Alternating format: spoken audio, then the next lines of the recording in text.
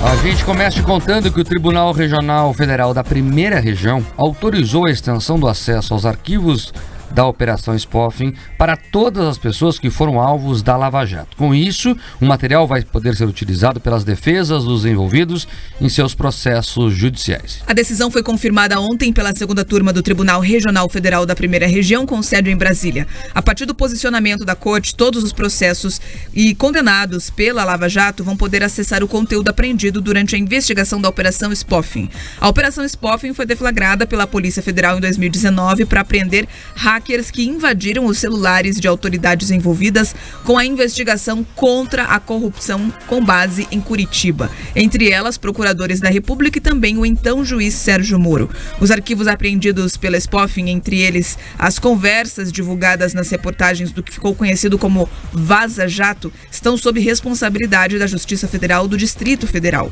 No mês passado, a segunda turma do TRF1 já tinha concedido ao acesso aos documentos para R$1 que entrou com o pedido. Agora o tribunal estendeu a todas as pessoas que foram processadas pela Lava Jato. Com o material em mãos, as defesas dos envolvidos na operação vão poder questionar as condenações e também outras medidas que foram adotadas contra os seus clientes e recorrer a instâncias judiciais. A princípio, quem vai receber sobre a licitude, quem vai decidir sobre ela ou não das provas utilizadas, será o juízo competente em cada ação penal.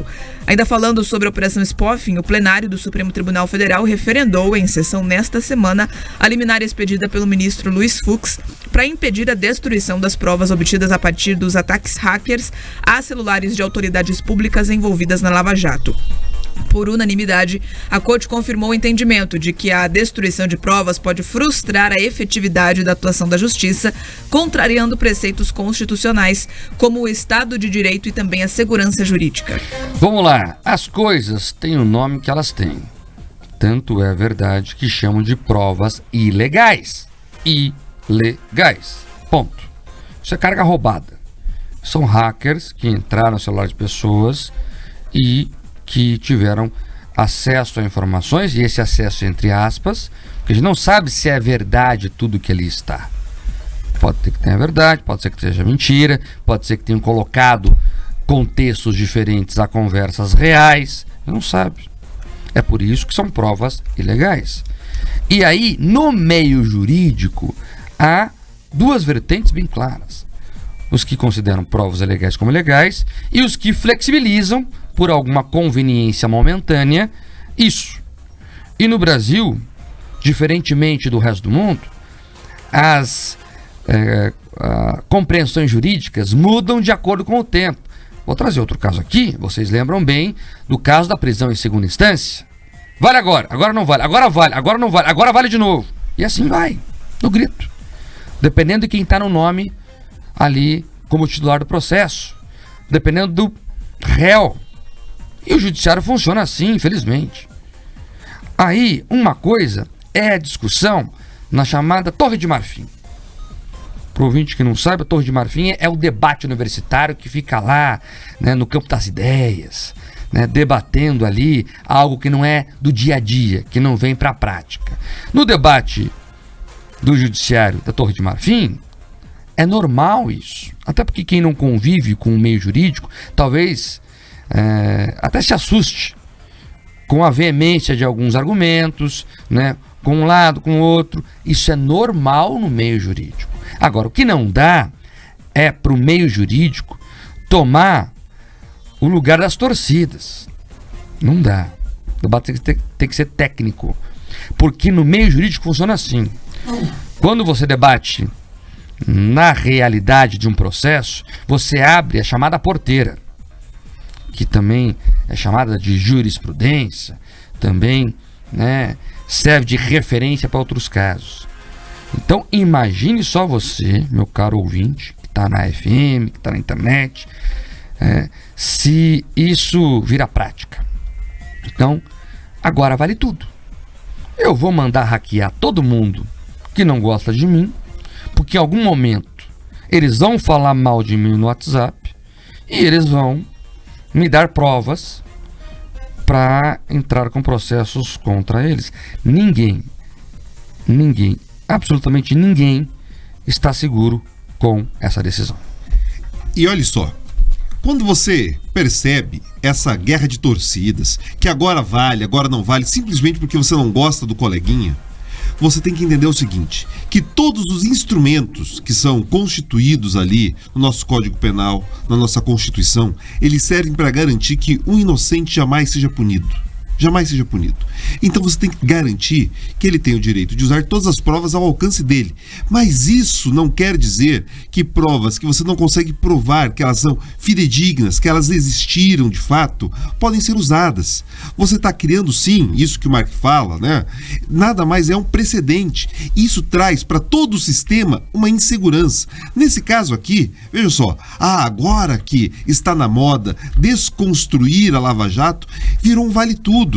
E não pode existir vale-tudo no judiciário. Isso faz mal, inclusive, para o ambiente de negócios. Quando a gente percebe o Supremo Tribunal Federal, outras instâncias do judiciário fazendo isso, eles passam um recado equivocado. E vejam só, me permite fazer aqui uma conexão, Mark, que vai além da Operação Spoofing. Recentemente, o STF decidiu uma ação contrariando e aplicando uma cobrança bilionária ao Santander, algo que já parecia relativamente superado. Teve outra discussão relacionada a tributos que, de novo, o ministro Luiz Barroso disse o seguinte, olha, tem que se preparar e vai ter que pagar. Não pagou porque não quis. Só que a norma garantia que a pessoa não pagasse. Ou seja, essa mentalidade dentro do judiciário ela tem que ser superada. O que tem que valer é o império da lei, o império das provas. Provas obtidas de maneira ilícita e que você não tem a garantia de que elas não foram comprometidas, não podem ser usadas. Nós temos que ter a segurança aqui de que o que vale é exclusivamente a lei e não a interpretação de conveniência ou de momento da lei. Porque isso impede que o jornalista faça bem seu trabalho, que o empresário invista bem seu dinheiro e, mais do que isso, que aqueles que investigam consigam fazer o seu trabalho. Porque é isso. Você consegue imaginar que dentro das conversas de um delegado de polícia, de um policial, tem elogio a bandido? Não tem. Agora, você dizer que ele conduziu o processo simplesmente porque ele desgosta daquele bandido de forma irregular, isso daí é não acreditar que ele tem uma ética profissional. Talvez para alguns essa palavra seja nova, mas algumas pessoas vivem por ela. E é importante aqui desconectar as coisas, viu, Pedroso? Uma coisa é investigar os excessos da Lava Jato se existiram. E isso é válido e necessário para a própria operação. Não sei se existiram excessos ou não, há muita gente que diz que existiram, e nós temos que trazer isso à tona. Agora, investigar com as ferramentas que estão à disposição no meio legal. Não dá para você agora inventar narrativas. E veja, são narrativas. Você não tem a plena certeza de que aquelas mensagens são reais. Mas, Mark, nem eles negaram. Mas eles também não confirmaram. E por que eles não confirmaram? E é o que está nas notas oficiais dos atingidos, digamos assim, pelo hackeamento. Olha, eu não tenho como dizer, porque eu não tenho as mensagens aqui, e pode ser que é o seguinte, metade é verdade, metade é mentira. Eles podem ter editado, é o que eles dizem, inclusive, conversas. Pegaram a conversa de um dia, com a de outro, com a de outro, com a de um mês anterior, com a do mês lá na frente, e fizeram contextos que não existem. E esse é o problema. Nós não temos certeza. Esse é o problema da prova ilegal. Esse é o problema da prova ilegal. E a crítica aqui não é a quem tomou essa decisão, é a própria Lava Jato, que lá atrás, nas chamadas das medidas, queria flexibilizar isso. Aliás, o feitiço está virando contra o feiticeiro. Vamos relembrar aqui. Os próprios procuradores propuseram algo parecido na chamada 10 medidas. Estavam errados e foram criticados aqui, inclusive. Agora, né, o feitiço vira contra o feiticeiro. Essa é a questão. O que está errado para todos os lados. Essa é a questão. E é por isso que a gente tem que fazer aqui a defesa do que é correto. Importante também dizer o seguinte, na prática, para os políticos, pouca coisa muda, quase nada, porque a maioria deles já teve os processos anulados. O Lula, presidente, o Sérgio Cabral recentemente, Eduardo Cunha, Jair Dirceu, a lista é grande. Vai mudar para quem? Talvez, né? Vai depender de decisões individuais. Para os empreiteiros. E acredite você ou não, é o seguinte, já há pedidos de empreiteiros que querem o dinheiro de volta que pagaram. Ora, Se o processo foi ilegal, se o processo foi anulado, me dá aqui o dinheiro de volta que eu paguei. E nós avisamos que isso ia acontecer. E já está acontecendo. Esse é o problema.